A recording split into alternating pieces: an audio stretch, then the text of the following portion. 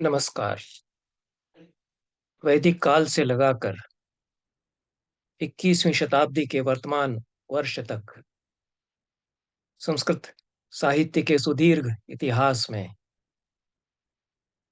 अनेक महिला दार्शनिक, चिंतक, विदुषियां और महिला कवि हुई हैं। कवि शब्द संस्कृत में स्त्रीलिंग और पुल्लिंग दोनों लिंगों में प्रयुक्त होता है। इसमें लिंग भेद नहीं है। राजशेखर जो 10वीं शताब्दी के महान काव्य शास्त्री, विचारक, आचार्य और कवि हैं, उन्होंने अपनी काव्य मीमांसा में कहा है, पुरुष इव योषितोपि कवयो भवेयुः। पुरुषों की तरह महिलाएं भी कवि होती हैं। कवयित्रियो भवेयुः ऐसा नहीं कहा है, कवयित्रियां होती हैं ऐसा नहीं कहा है, क्योंकि कवयित्री शब्द पोएट के अर्थ में व्याकरण की दृष्टि से आएगा भी नहीं। इस दृष्टि से मैं वैदिक काल से लगाकर आज तक जो महान महिला दार्शनिक, कवि, चिंतक या विदुषियां हुई हैं, उन पर यथावसर चर्चा करूंगा। उनमें से एक लक्ष्मा ठकुराइन, जिनका नाम लक्ष्मणा राज्ञी भी संस्कृतिकृत रूप में दिया जाता है। लक्ष्मा के नाम से उन्हें प्रेम से स्मरण किया जाता है। वे 15वीं शताब्दी की विचक्षण और विलक्षण विदुषी और महिला कवि हैं। मिथिला उनकी भूमि रही है। विद्यापति जो मैथिली भाषा के महान कवि हैं, संस्कृत के भी श्रेष्ठ रचनाकार हैं, प्रकांड पंडित हैं अपने समय के। संस्कृत में उनके 11-12 ग्रंथों का पता चलता है और अवहट्ट भाषा में और मैथिली में भी उन्होंने बहुत रचनाएं की हैं। कीर्ति लता उनका राजा कीर्ति सिंह पर प्रसिद्ध काव्य है। मैथिली में पदावली उनकी बहुत प्रसिद्ध है। उन्हीं विद्यापति के समकालीन थी, उनकी समकालीन थी लक्ष्मा ठकुराइन, लक्ष्मा ठकुराग्गी या लक्ष्मणा राज्ञी, जिस नाम से भी उन्हें स्मरण किया जाए। विद्यापति एक बड़े साहित्यकार और पंडित होने के साथ साथ अनेक राजाओं के राजनीतिक सलाहकार भी रहे। विशेष रूप से राजा कीर्ति सिंह के और राजा शिव सिंह से उनका बहुत वर्षों तक घनिष्ठ साहचर्य रहा और राजा शिव सिंह से तो उनकी गहरी अंतरंग मित्रता भी थी। और ऐसी कथाएं हैं कि जिस गांव में लक्ष्मा ठकुराइन, लक्ष्मा राज्ञी या लक्ष्मणा एक बड़े पंडित परिवार में जिनका जन्म हुआ था रहती थी, वहां पर विद्यापति से भी उनकी भेंट हुई, राजा शिव सिंह से भी उनकी भेंट हुई। और हिंदी के दो कथाकारों ने इन तीन पात्रों को लेकर के औपन्यासिक रचनाएं की हैं। रांगे राघव एक बड़े रचनाकार हैं, उल्लेखनीय उपन्यासकार हैं हिंदी कथा जगत के। उनकी लकीमा की आंखें नाम से एक उपन्यास है, जिसमें उन्होंने कल्पना की है कि लकीमा विद्यापति पर अनुरक्त थी, पर शिव सिंह उन पर ऐसे रीझ गए कि विवाह अंततः शिव सिंह से हुआ। दूसरा उपन्यास उषा किरण खान का है, जो विद्यापति पर है। रांगे राघव का उपन्यास तो लखीमा, विद्यापति और राजा शिव सिंह इनके प्रेम के त्रिकोण पर अधिक केंद्रित है। उषा किरण खान का उपन्यास विद्यापति पर केंद्रित है, लेकिन उसे एक प्रमुख पात्र के रूप में राजा शिव सिंह और लखीमा ये दोनों आते हैं। लखीमा के सलाहकार भी रहे विद्यापति, ऐसा ऐतिहासिक स्रोतों से भी विदित होता है। लखीमा बहुत भावुक थी। प्रेम उन्होंने बहुत किया अपने पति राजा शिव सिंह को। राजा शिव सिंह एक युद्ध में शिकस्त पाकर संन्यस्त हुए या कहीं अंतर्धान हो गए या कहीं चले गए, उनका फिर पता नहीं चला। उसके बाद का जीवन लखिमा का बहुत ही दारुण, मर्मांतक जीवन है। उसका बड़ा करुण चित्र उषा किरण खान ने अपने उपन्यास में किया है। गांव की चंचल बालिका, बहुत पढ़ी लिखी पंडिता, विदग्ध कवि, बहुत प्रेम जिसने किया,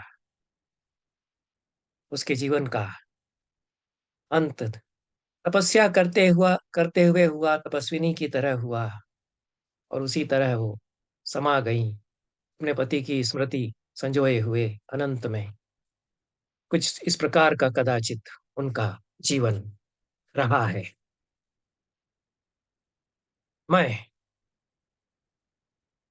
लखिमा ठकुराइन के या लक्ष्मणा राज्ञी के कुछ संस्कृत पद्यों की चर्चा करूंगा। ये पद्य महामहोपाध्याय उमेश मिश्र द्वारा संपादित विद्याकर सहस्त्रकम नामक एक सुभाषित संग्रह में मिलते हैं। जहां तक मेरी जानकारी है, अन्य सुभाषित संग्रहों में लखिमा ठकुराइन के, लक्ष्मणा राज्ञी के संस्कृत के पद्य नहीं मिलते। अन्य रचनाएं भी उनकी नहीं मिलती। अच्छी कवि वे थीं, पंडिता भी बहुत बड़ी थीं। यह तो जो कतिपय पद्य विद्याकर सहस्त्रकम में उद्धृत हैं, संग्रहित हैं, उनसे पता चलता है। और उनकी जो विट, ह्यूमर, सूझबूझ और पैनी दृष्टि है, और जो जिसको विदग्धता कहते हैं, वह भी है, चुलबुलापन भी है उनकी कविता में। ये सब उनकी कविता में हम देखते हैं।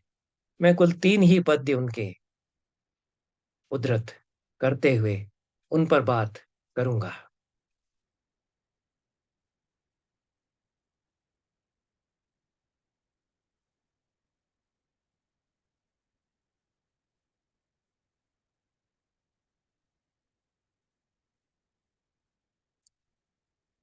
पहला पद्य ये आपके सामने है। श्रृंगार का पद्य है। किसी नायिका के संबंध में नायक के प्रति संबोधन है, उसकी सखी का, जो कि अपने आप में बहुत विदग्ध जानकार है। वो कुछ समझा बुझा भी रही है नायक को कि कैसे प्रेम करना है। तन्वी बाला कृशतनुरियम त्यज्यता मत्र शंका, दृष्टा किंचित भ्रमर भरतो मंजरी भज्यमाना, तस्मादेशा रहसि भवता निर्दयं पीडनीया, मंदाक्रांतो वितरति रसम नेक्षु दंडः कदापि। यह तन्वी है। तन्वी कहते हैं छरहरे बदन वाली, एकदम अत्यंत कृशकाय भी ना हो और कुछ स्थूल भी ना हो, छटे हुए बदन वाली ऐसी तन्वी बाला। षोडशी तु बाला उच्यते, ऐसा कहा गया है।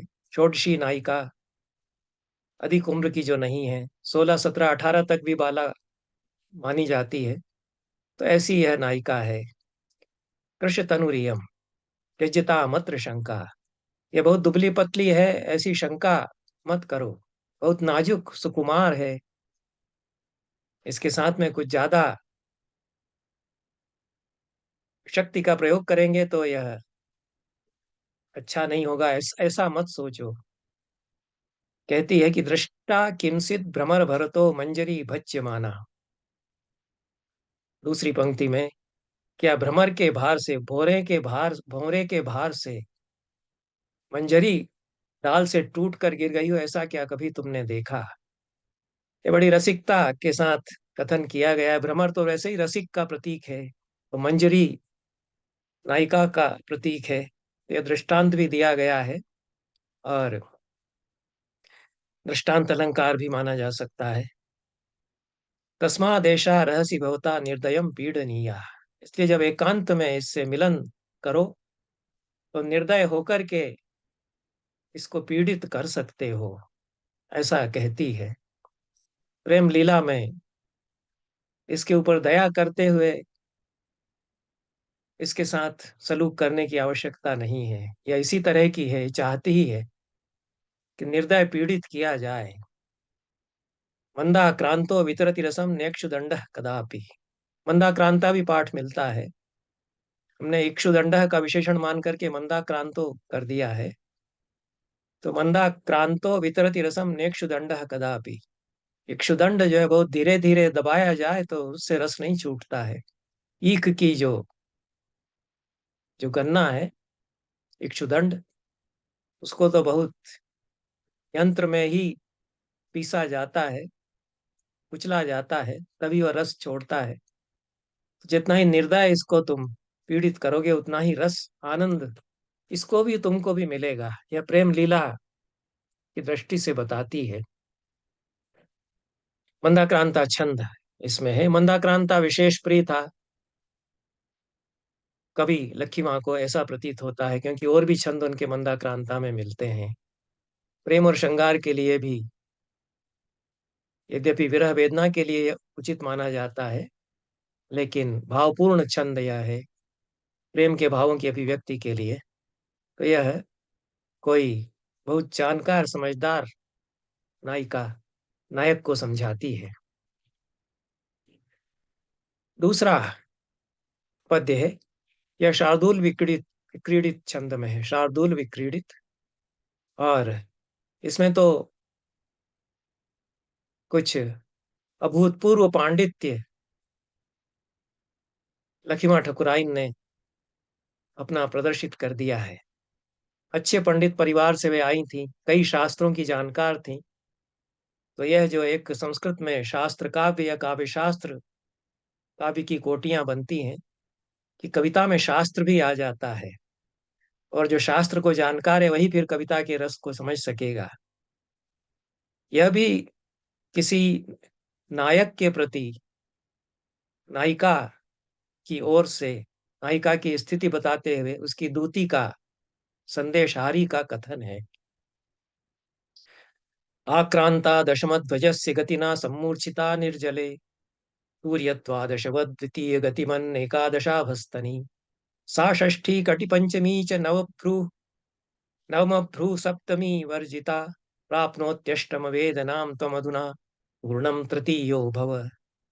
ये तो शार्दुल विक्रीडित छंद को पढ़ते हुए ही पता चल जाता है कि कुछ संख्याओं का प्रयोग किया है इसमें।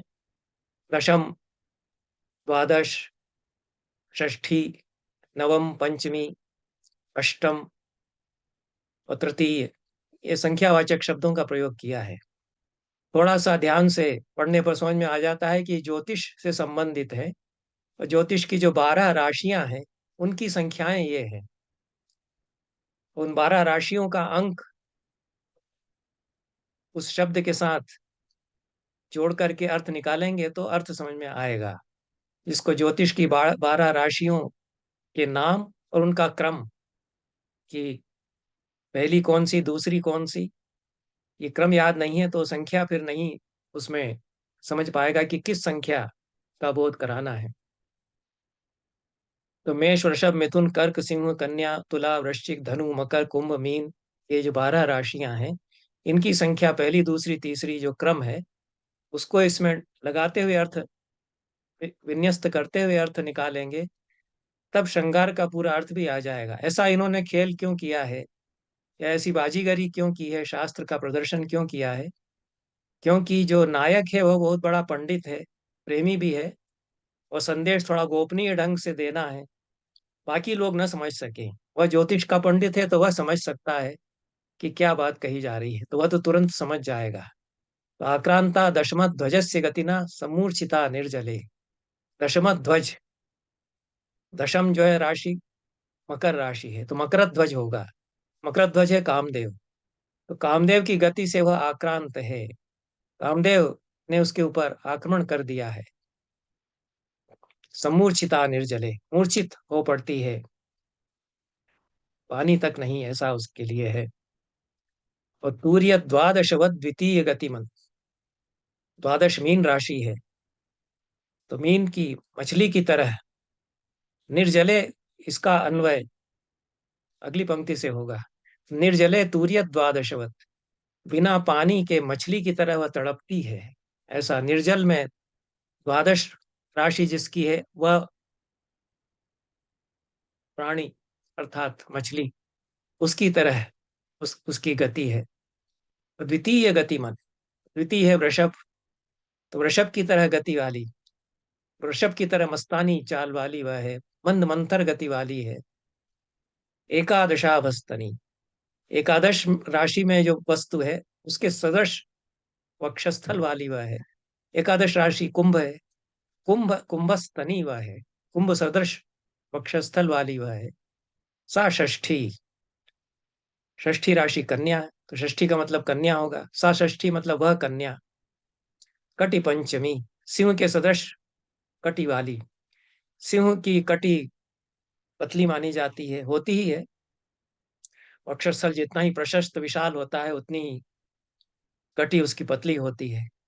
तो सिंह सदृश कटी वाली वह कन्या। नवम भ्रू, नवम राशि जो है वह धनु की है, तो धनुष की तरह भौहों वाली। सप्तमी वर्जिता, सप्तमी राशि तुला है, तो तुला वर्जित मतलब उसकी कोई तुलना ही नहीं है, उसकी टक्कर की कोई सुंदरी नहीं, उपमा रहित है ऐसी वह नायिका। प्राप्नोत्यष्टम वेदना, अष्टम राशि वृश्चिक की है, तो वृश्चिक के काटने से जो वेदना होती है उस तरह से कष्ट वह पा रही है। तुम अधुना तूर्णम तृतीयो भव, तुम शीघ्र ही तृतीय उसके साथ हो जाओ। तृतीय राशि जो है वह मिथुन है, तुम उसके साथ मिथुन बनाओ, मतलब उसकी जोड़ी तुम बनाओ, उसके जोड़ीदार तुम हो जाओ, ऐसा संदेश दिया गया है। दशम ध्वज की गति से आक्रांत मतलब कामदेव के बाणों से घायल, और निर्जल या बिना पानी के मछली की तरह तड़पती हुई कुंभस्तनी वह कन्या, सिंह के सदृश क्षीण कटी वाली, भुहों धनुष की तरह भुहों वाली, तिरछी भुहों वाली, और निरुपमान अप्रतिम सुंदरी वह। बिच्छू के काटने से जैसी पीड़ा होती है वैसी पीड़ा उसको हो रही है, तुम शीघ्र उसके पास पहुंच जाओ, ऐसा संदेश दिया है।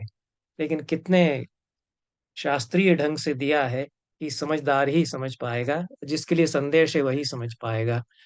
तो यह एक तरह से विदग्धता कवि की, जो संदेश देने वाली है वह भी कैसी पंडिताइन है, यह हम इसमें देखते हैं। एक और रोचक पद्य है, और यह एक तरह का समस्या पूर्ति या प्रत्युत्तर भी है। कालिदास के नाम से एक पद्य उद्धृत मिलता है, यद्यपि यह कालिदास का वास्तव में है नहीं। कालिदास के नाम से अनेक रचनाएं, अनेक काव्य मिलते हैं जो वास्तविक कवि कालिदास हैं उनके नहीं हैं, या जो प्रथम कालिदास हैं उनके नहीं हैं। बाद में भी अनेक कालिदास हुए। राजा भोज के दरबार में कालिदास थे, उनकी राजसभा में थे। अकबर के दरबार में गोविंद ठक्कुर कवि थे, उनको कालिदास की उपाधि दी गई थी, अकबरीय कालिदास वो कहे जाते थे। और भी कालिदास हुए। तो यह जो शाकुंतलकार, मेघदूतकार, रघुवंशकार कालिदास है उनका तो नहीं ही है, बाद का किसी कवि का पद्य है, लेकिन श्रृंगार का पद्य है और अच्छा पद्य है। ऐसा मैं इसलिए कह रहा हूं कि कालिदास का यह नहीं है, जिसको हम महान कवि कालिदास जानते हैं, विश्व कवि कालिदास के रूप में जिसको हम जानते हैं, कि उनकी नकल नहीं की जा सकती, उनका अनुकरण असंभव है। तो उनका अनुकरण करते हुए कई कवियों ने काव्य लिखे, कई कवियों ने कालिदास होने की चेष्टा की, लेकिन कालिदास कालिदास ही हैं। तो महान कवि की अनुकृति नहीं हो सकती।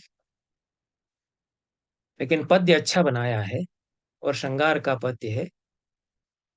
कोई पनिहारिन या कुएं पर पानी भरने के लिए गई हुई स्त्री कमर पर घड़ा पानी से भरा हुआ लेकर के चली आ रही है, और नायक या कवि सामने से आता हुआ उसको दिख गया है, उसको ताकने लगती है। तो उसको संबोधित करके ये पद्य कवि ने कहा है, किम माम निरीक्षसि घटेन कटिस्थितेन वक्त्रेण चारु परिमीलित लोचनेन अन्यम निरीक्ष पुरुषम तव कर्म योग्यम नाहम घटांकित कटिम प्रमदाम स्मरामि। कहते हैं कि किम माम निरीक्षसि, क्यों मुझे ताक रही हो, घटेन कटे स्थितेन, कटी या कमर पर घड़ा रखे हुए क्यों मुझे तुम ताक रही हो? वक्तेन चारु परिमीलित लोचनेन, परिमीलित लोचनेन। सुंदर, कुछ तिरछी अपनी आंखों से, कटाक्षों से, सुंदर मुख से तुम क्यों मुझे ताक रही हो? अन्यम निरीक्ष पुरुषम तव कर्म योग्यम। निरीक्ष होना चाहिए, पुरुषम पर अनुस्वार होना चाहिए। अन्य किसी पुरुष को जो तुम्हारे काम का हो, उसको तुम देखो, ताको, उसको खोजो। नाहम घटांकित कटीम प्रमदाम स्मरामि। मैं घट से अंकित कटी वाली प्रमदा महिला को पसंद नहीं करता, उसकी स्मृति में नहीं करता, ऐसा कहते हैं। कमजोर पद्य है अनेक दृष्टियों से, इसके दोषों पर बात नहीं यहाँ पर मैं करूंगा। अ, लड़खड़ाती हुई पदावली है, सदा नहीं है, लेकिन कालिदास के नाम से चल पड़ा है। आशय कहने का यह है कि घटांकित कटी वाली प्रमिदा, जिसकी कटी पर अन्य पुरुष का चिन्ह है, ऐसी स्त्री के मुंह में नहीं लगता, ऐसा उससे नायक या कवि कह रहा है। तो इस कालिदास के इस पद्य को उत्तर लखीमा ठकुराइन ने दिया है। यह पद्य जो बाद में लिखा है, यह लखीमा ठकुराइन का, लखीमा ठकुरागी का या लक्ष्मणा रानी का है, कहती है उसके जवाब में। और कालिदास को जवाब देने का साहस यह कवि करती है, महिला कवि करती है। यह उसके उसका जो एक तरह से काव्य में प्रगल्भता है, प्रगल्भ कवि थी, यह तो स्पष्ट ही है। तो काव्य में उनका साहस और प्रगल्भता, ये हम देखते हैं, बड़ी सूझबूझ से जवाब दिया। सत्यम ब्रवीमि मकर ध्वज बाण पीड, नाहम तदर्थ मनसा परिचिंतयामि। दासोद्य में विघटितस्तव तुल्य रूप, शोभा भवेन नहीं भवेदिति में वितर्कः। ऊपर का जो कालिदास के नाम से चल पड़ा है पद्य, वो कमजोर है इसके मुकाबले। ये पद्य सधा हुआ है, अच्छी तरह से बांधा है, और शब्दावली बड़ी तराशी हुई। उसमें तो लड़खड़ाती हुई शब्दावली है, थोड़ा सा अर्थ क्लेश भी है जो ऊपर वाला पद्य है। तो जो लखीमा ठकुराइन की ओर से जवाब दिया गया है, जब कवि या नायक कोई उससे कह रहा है, कटी पर घड़ा लिए हुए किसी महिला से, कि मुझे क्यों ताक रही हो, मैं मुंह नहीं लगता जिसकी कटी पर घड़े का चिन्ह हो ऐसी स्त्री के। तो कहती है कि सत्यम ब्रवीमि मकर ध्वज बाण पीड़ा। मकर ध्वज के बाण से पीड़ित है पुरुष, मैं सच कहती हूँ। नाहम तदर्थ मनसा परिचिंतयामि। मैं उस लिए ऐसा कुछ नहीं सोच रही हूँ, जैसा तुम समझ रहा हो ऐसा मैं नहीं सोच रही हूँ। दासोद्य में विघटित स्तव तुल्य रूप, तुम्हारे जैसे रूप वाला, तुमसे मिलती जुलती शक्ल वाला मेरा एक गुलाम है, वो भाग गया है। सोवा भवे नहीं भवे दिति में वितर्क, मैं तुमको देख करके सोच रही हूँ कि वही गुलाम तुम तो नहीं हो, यह मैं सोच रही हूँ, इसलिए मैं देख रही थी, और कोई मेरा मतलब नहीं। उल्टा नहले पर दहला एक तरह से दिया है, ये एक चतुर महिला की ओर से उत्तर है। और पुरुष या नायक कोई ऐसा आक्षेप करने लगे कि हम नहीं है ऐसे वैसे जिसको कि तुम ताको, तो क्या बढ़िया जवाब उसकी ओर से दिया गया है, ये हम इसमें देखते हैं। तो इसमें लक्ष्मण ठकुराइन पर यह चर्चा समाप्त करते हैं, और आगे अन्य अनेक प्रकांड पंडिताएं, अच्छी विदग्ध कवि, महिला कवि संस्कृत में हुई, उन पर यथावसर कभी चर्चा करेंगे। धन्यवाद।